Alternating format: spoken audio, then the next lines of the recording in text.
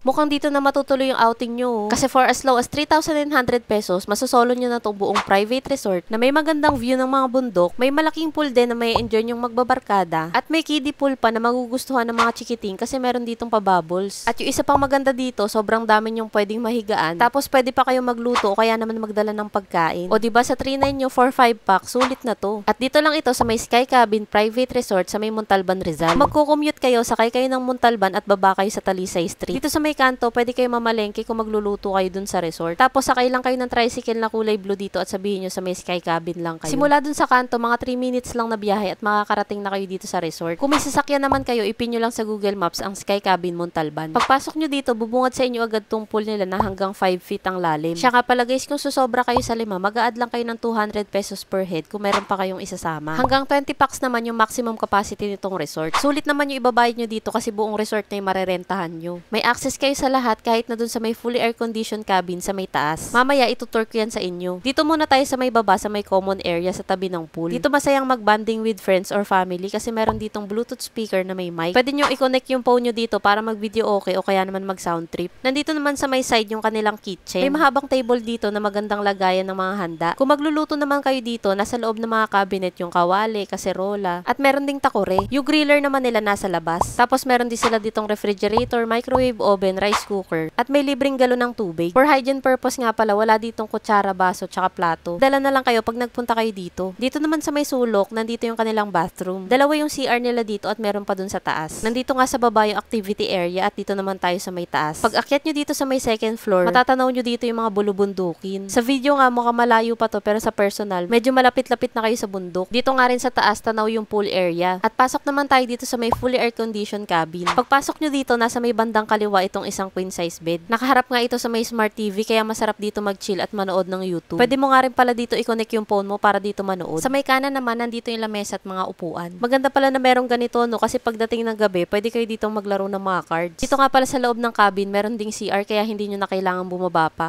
Sa may taas naman, nandito yung 3 queen size bed. Ang daming mga unan, tas ang ganda rin na tabi-tabi para banding kayo bago matulog. Tapos kapag nag-overnight kayo dito, pagising nyo, matatanaw nyo dito yung mga bundok. Etong cabin pa ay nakaharap sa may bandang east, kaya matatanaw nyo dito yung sunrise. Tapos may upuan dito sa may gilid do, kaya kung morning person ka, timpla ka ng kape o tapos upo ka dito habang pinapanood yung pagsikat ng araw. Kaya naman sa may mga balak mag-book dito ng overnight, holiday o kaya naman weekend, ito yung kanilang rates. Kung meron pa po kayo ibang katanungan o kaya naman magpapareserve na kayo, mag-message lang po kayo sa kanilang Facebook page. Kaya naman guys, kulayan nyo na yung matagal nyo ng dinadrawing. At dito na rin kayo mag-banding magkakaibigan o kaya naman mag-reunion ng pamilya mo. Marami pa kami ni Maynard na i-share sa inyo ng mga sulit na staycation. Kaya para updated pa kayo sa mga mapupuntahan namin, huwag nyong kalimutang i-follow ang aming mga social media accounts. Yun lang, maraming salamat po sa panonood. Bye!